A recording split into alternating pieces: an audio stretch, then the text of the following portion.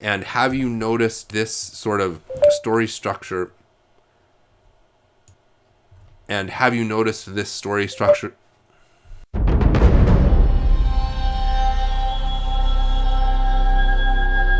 Hello everyone, Deathblade here, also known as Jeremy Bai. I am going to be talking today about the novel that I translated, A Will Eternal, and how it relates to the hero's journey, the hero with 1,000 faces. Before I get too far into it, I want to point out that this is not a video about what A Will Eternal is all about. I already have a video. I will link to that right here. So if you're not familiar with that novel, please do check it out. As of recording this, A Will Eternal is only available to read on Wuxia World. It should be out on Amazon soon. It's been edited. There's a lot of great cover art that's been done. I'm going to actually pull over here very quickly. This is the novel on Wuxia World. So go to Wuxia World, look for A Will Eternal. We had two artists that did cover art, and one of them posted some of the stuff on Instagram. So this is a little sneak peek. Again, this is all you can go find on Instagram yourself, so this is not like spoilers or anything like that. But here are a few of the amazing pieces of cover art. We actually took the novel as it was written and split it up into smaller books. Originally, it was, 6 books? 5, 7, I forget at this point. But we split it up into, I think, 16 smaller books that will make for a much more faster read when you're going book by book, and we split it up a little bit better according to the events that occur within the novel. And here's the final one I have right here. That's the main character, Bai-ISSTH, during one of his fighting moments when he becomes pretty badass when he fights. Most of the time he's actually kind of a scoundrel character. Let me switch out of this view really quickly as I go more through my introductory remarks. Basically, I actually own The Hero with 1,000 Faces by Joseph Campbell, which is the book that started the whole interest in the hero's journey. I did not bring it with me to my office here, so I guess I will superimpose a picture of me holding it. There it is. That's me with my copy of Hero with 1,000 Faces. In this book, I'm not going to go into too much detail about all that stuff because you can go and research it yourself. Go to Wikipedia, go to YouTube, go to wherever, go to the Google, and you can find out all kinds of information about how Hero with 1,000 Faces turned into the writer's journey and the hero's journey. The writer's journey is basically a book written by Christopher Vogler, I believe, who took Joseph Campbell's work and kind of transformed it a little bit so that it could be used by writers. George Lucas, famously in Star Wars, used the hero's journey as the basis for his story there, and it's become a very common type of plot that people use. The reason I'm doing this video is because I found it very interesting that the novel A Will Eternal follows very closely hero's journey, like almost step by step. As I was translating the novel, it didn't really occur to me until I started to get toward the end when I realized, wow, this is almost exactly from the hero's journey. I'm going to pull up a little graphic that I have. Where did it go? There it is. This is a pretty good graphic of the hero's journey. There are other graphics that you can find, and of course there are variations on this. I don't think you will find anybody who says this stuff has to happen and it has to happen in this order, anything like that. But there are, the fundamental premise of these ideas is that there are key plot elements that repeatedly appear in storytelling, mythology and whatnot, regardless of culture, regardless of time. They come up again and again. And so, as for why exactly that is, I'm not going to mention it, but I did notice it in A Will Eternal. In a second, I'm going to go over what I mean. I thought it was interesting. In fact, I thought it was so interesting that I suspected maybe the author had actually read Joseph Campbell or the writer's journey or something like that and knew about the hero's journey. So I sent him a message and asked him about this. Now, this was quite some time ago. The author of A Will Eternal is Argun, and I am in communication with him. I want to point out right now that I think a lot of fans have this impression that I hang out with him all the time and we're like best buds. That is not the case. He's very well known and super, super rich, and I'm just some guy in America. So I have hung out with him in the past. I did meet up with him a couple times in China, and we hung out and stuff, had dinner, KTV, drinking and whatnot. But that doesn't mean that I'm best friends with him, so it's not like I'm messaging him all the time. And in fact, I don't do that because it would be kind of weird.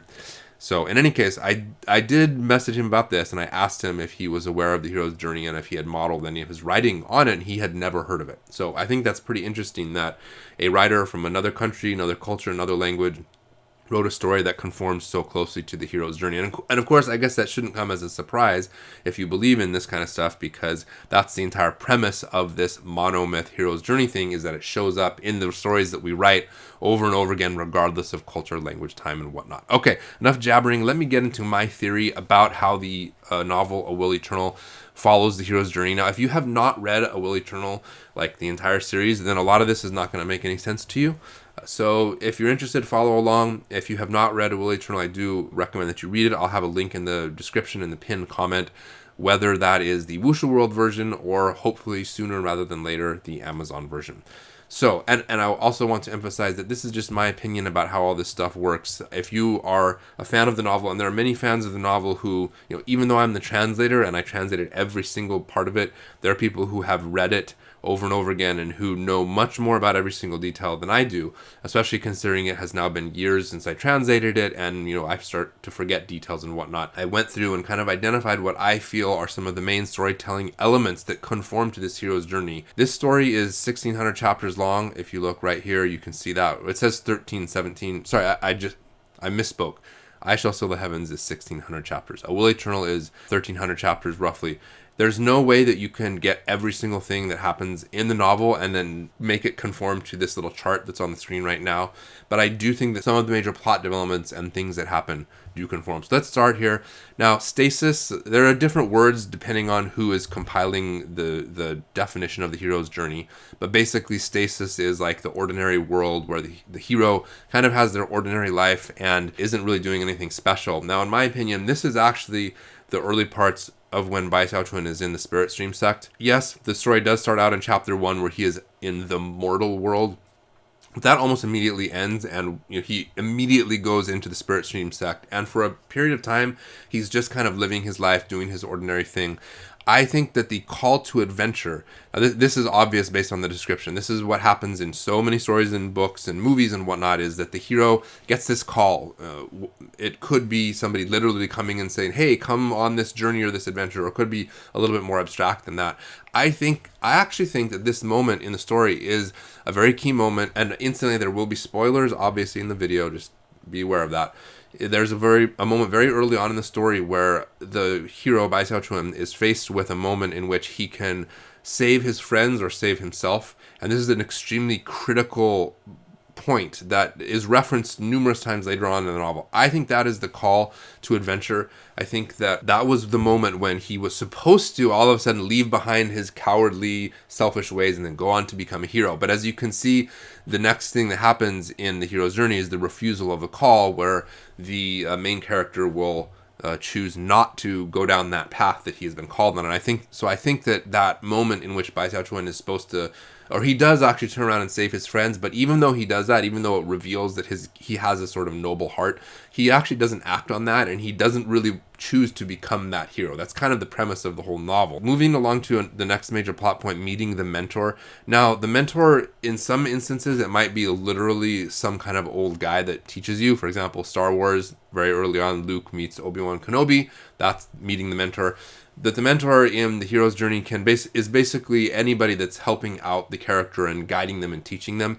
And there are a lot of mentors that you could say Bai-ISSTH encounters throughout the story, but I think probably the main one is the little turtle. And now the little turtle doesn't exactly teach him a lot of stuff, but when you think about the whole story as a whole, that little turtle is extremely important. And it's actually very early on when Bai-ISSTH has left the bloodstream sect and is going back to the spirit stream sect that he has that little turtle, meets him, and actually comes face to face with him, and that starts a relationship that lasts all the way until the very end of the novel. Crossing the threshold is generally when, as you can see in the graphic, the hero leaves that ordinary world and goes to a special, different new world. I think that this is actually when Bai-ISSTH leaves for the Great Wall and the Wildlands. He spends some time in another sect and does a few things, but when things really change is when he goes out to fight as a soldier on the Great Wall. After the crossing the threshold, this part here, tests allies and enemies, I think is probably one of the vaguest parts of the hero's journey, and it's kind of like the middle part of the story where there's a bunch of stuff that happens. I think this is the part of the story where Bai-ISSTH goes beyond the Great Wall. He's in the Wildlands. He has a bunch of things that happen in a giant ghost city, and he's facing all kinds of tests, making new allies, making new enemies and whatnot. approach to the inmost cave, essentially this is the part of the story where things start to really get serious, and it's reaching a point where, well, this part here is like the opposite of this part up here, and usually this is the lowest point of the story.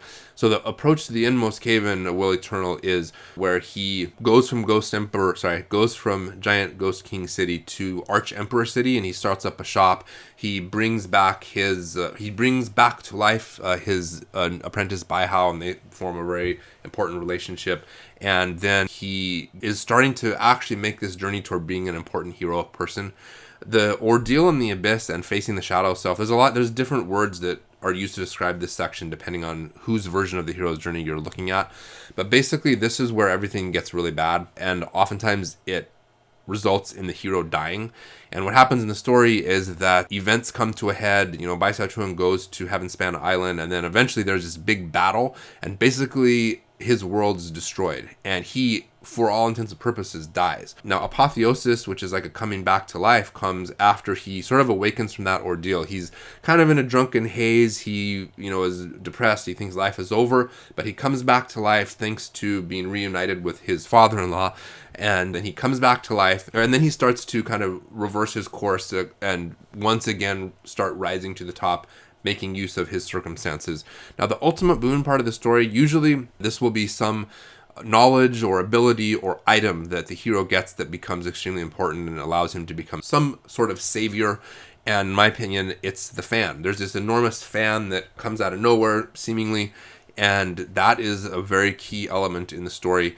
The refusal of the return, I think, happens when eventually Bai-ISSTH realizes how important this fan is, and he wants to take control of it, and he sort of becomes obsessed with it, and he's almost abandons the world that has come to be important to him, the real world, in favor of learning about this fan. Now, in my opinion, this is where it's a little bit murky, where the road back home and the master of two worlds kind of go together, because there's a period of time where Bai-ISSTH is kind of going back and forth between the fan and the real world, but eventually he does what he needs to do on this fan, and he does return to the world as he knows it, and that's where he returns the special knowledge. He realizes what's important to him, he gains his enlightenment, and of course things do fall apart again when he loses his battle with the bad guy, and everything is lost, but thankfully he has all the pieces he needs to do this final part, which is ascend to a higher plane, and that's what he does. He basically rebuilds everything. He essentially becomes God for all intents and purposes, and then the novel ends on a quasi cliffhanger where he now has almost ultimate power, and also the option of whether to go back to the beginning and do everything all over again or not.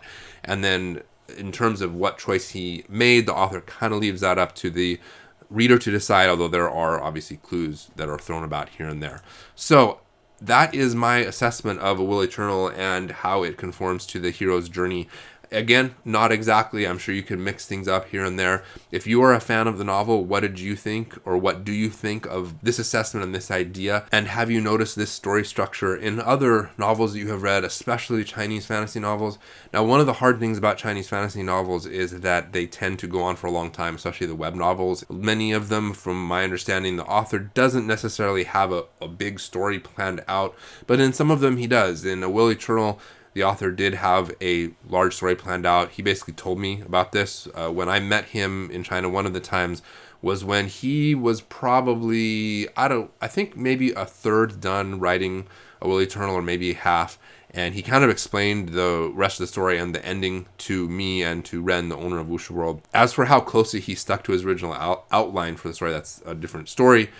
Authors don't always stick to their outlines. That goes for whether you're writing a regular novel or whether you're writing a web novel or whatever it is.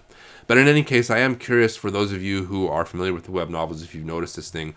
For instance, I never read Desolate Era, but I have heard a lot of good things about it. Now, I do know, and again, I haven't read it, so I can't tell you the specific part. I do know that the author actually had one big story planned out. As he was reaching the end of the story, they realized the novel was super popular, and so they wanted him to keep writing it. And so he actually went past the point where he originally intended to end the story, and he pushed it on a lot longer than he intended. If you're a big fan of Desolate Era, you might know which part I'm talking about, and maybe think about that in the context of this journey.